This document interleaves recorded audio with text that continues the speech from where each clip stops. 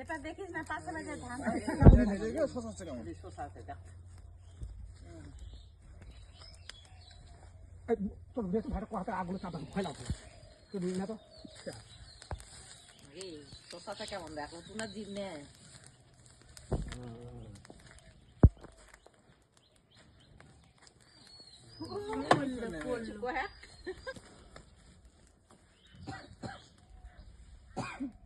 হ্যাঁ হ্যালো হ্যাঁ বাবু এই বাইকে আছি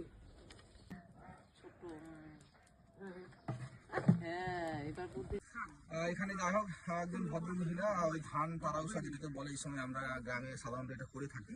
হ্যাঁ, তো যাই হোক এখানে লকড়ি রেখেছিল এবং লকড়ি টানতে গিয়ে বিশাল একটা প্রাণী রক্ষা পান। তো আমি যাই হোক ওনাকে বলবো যে ঘটনাটা কি হয়েছিল একটু বলবেন।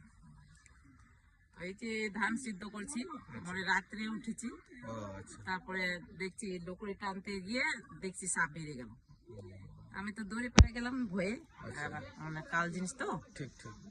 তারপরে ওই যে বোন মাকে বললাম যে সাপ বেরিয়েছে গে ওকে ফোন করলে তো হতো তার মানে যদি হাতে টানতেন তাহলে হয়তো একটা বড় বিপদ ঘটে যেতে পারতো। যাই হোক মানে আকর দিয়ে টানা হয়েছে বলে যাই হোক বেঁচে গেছেন। হ্যাঁ, নাহলে অনেক বড় একটা অঘটন ঘটে যেতে পারতো।